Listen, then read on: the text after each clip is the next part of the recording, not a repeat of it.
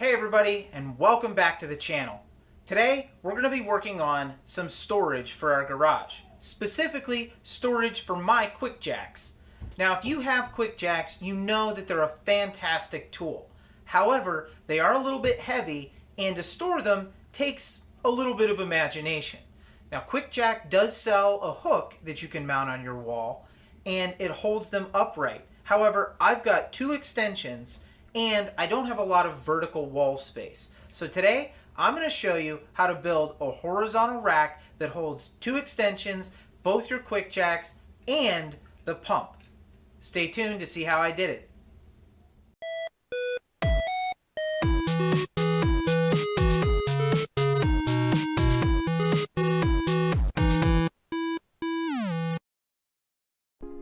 I am going to start this project once again with that EMT conduit that I used for the roof rack on the all-road. It's really easy to weld, super easy to cut, and it is available everywhere and quite cheap.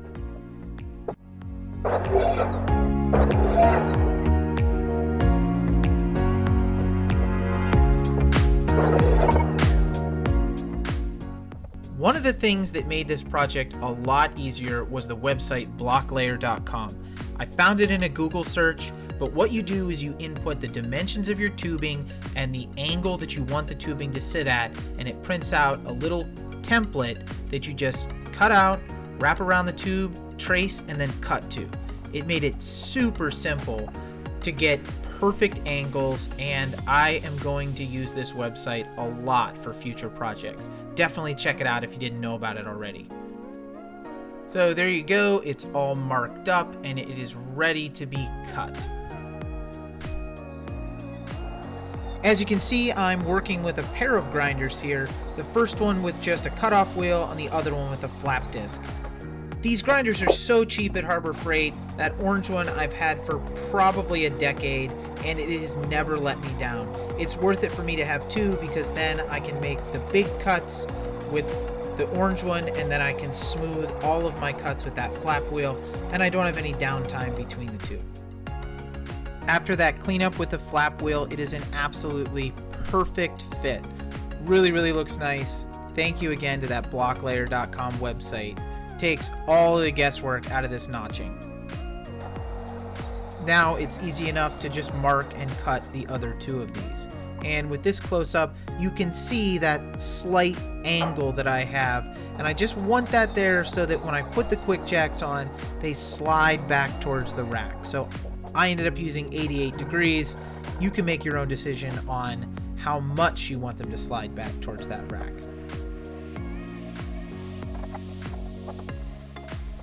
Now we can go ahead and get this tube positioned before we go ahead and tack it in place.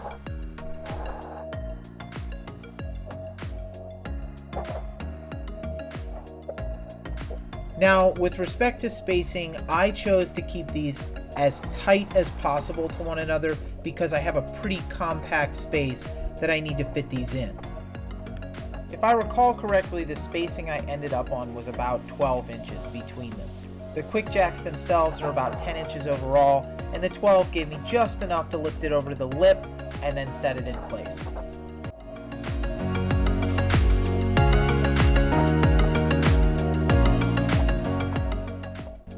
Even though the overall angle was not critical at all, I was trying to get these as close to symmetric as possible.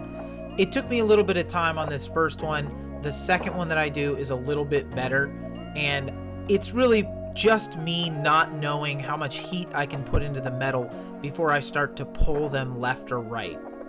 If you're a better welder than I am, then you won't run into this problem, and it's not very hard to do.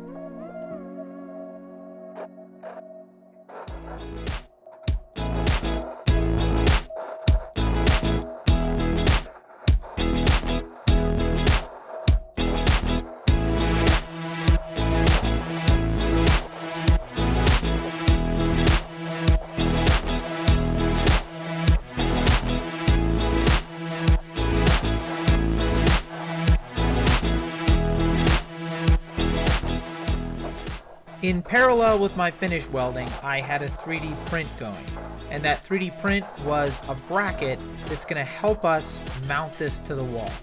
As you can see, it's got a little bit of an angle at the top, a spot for a washer, and then most importantly, that plug that fits down inside the conduit and helps when I tighten it down to stop it from crushing.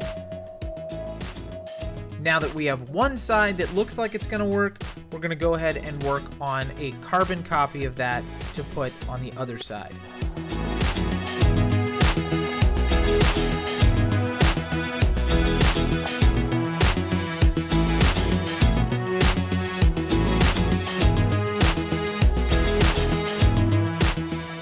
As you might imagine, this side was a little easier to make than the other side because I already had the spacings figured out. Now, I also learned a couple things with the other side, which was I did not clean this metal up enough for welding. I was having a little bit of problems with penetration, and on this side, I thought to myself, wait a minute, I didn't clean the metal. Again, I'm a newbie welder, not really very good at it, and these things are not second nature to me yet. So after that first tack, I noticed that my angle's a little bit off. All I did was tap it into place, give it another tack, and then I started setting the others up. Again, this is a lot easier on this side because you have a reference to go off of. I think I probably did this in about a quarter of the time that it took me to do the first one.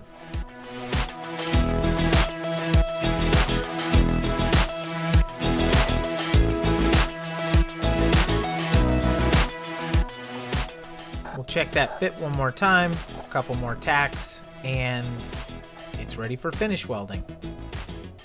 Is finish welding different than Swedish welding or American welding? I'm not really sure.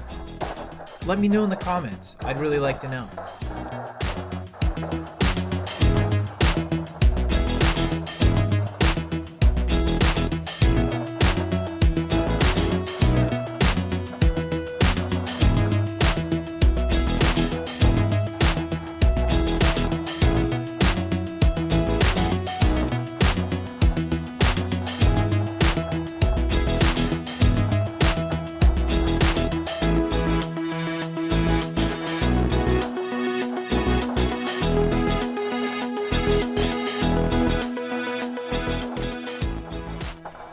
Would you look at that? Almost exactly the same.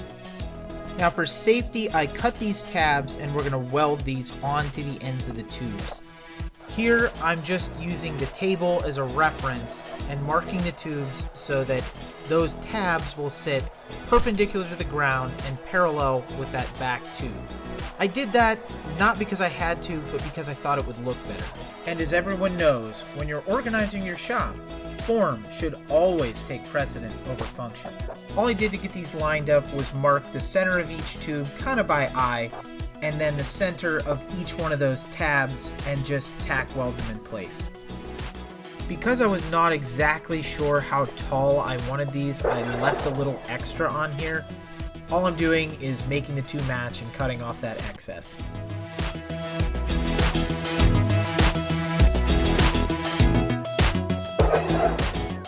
Transferring that parallel line up from the table again, marking them, and then I'm going to go ahead and grind them off so that they are perpendicular to the floor. Again, just for looks, doesn't have to happen.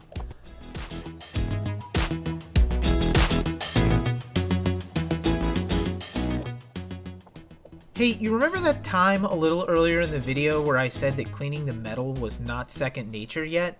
Yeah, well, here I am actually cleaning those tabs up to get the mill scale off.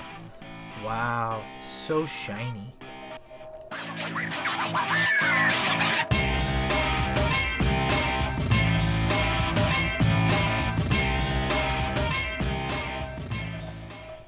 In case you were wondering what I was doing with the square, all I'm doing is making sure that the side of the tab is parallel with the side of the back tube.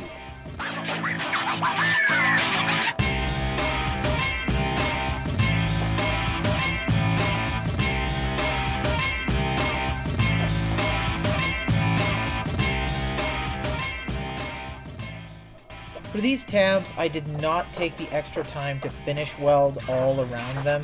I just put 6 or 7 tacks and then said that was good enough. These are only put in place so that if the quick jacks start to slide, these tabs stop it from going the rest of the way. For looks, and also for safety's sake, I'm going to radius all of these edges.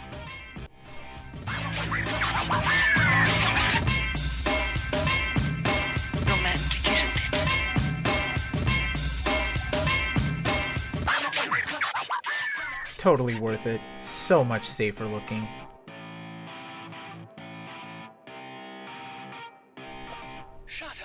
Looks like all our parts are off the printer. Now it is time to go ahead, make sure that these are perfectly perpendicular with the table, mark our holes, make sure we center punch them, and then take them over to the drill press to finish up.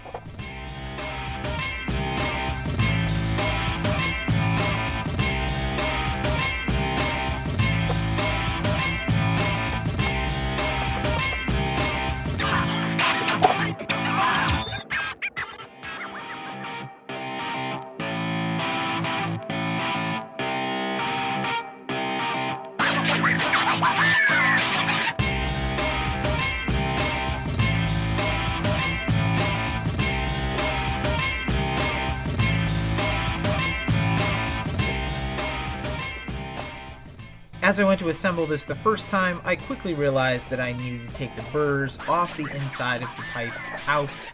After I did that, it was much easier to assemble these.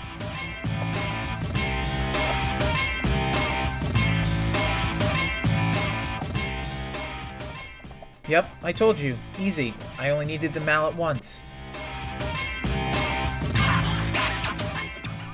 Sometimes when I'm out in the shop, I have deep thoughts, like, was there really a time before blue painter's tape?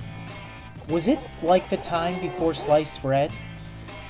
If there was, it must have been a terrible time.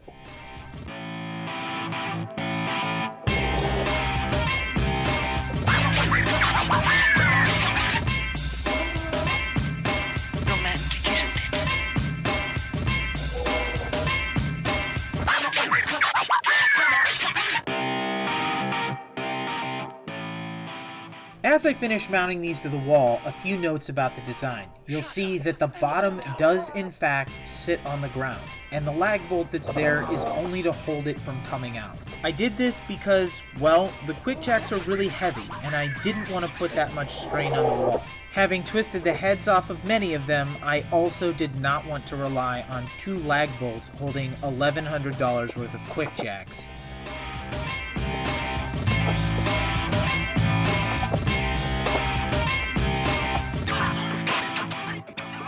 We'll put that last extension on there, and beautiful. Clears up a ton of floor space for me, and it's a great place to store them out of the way.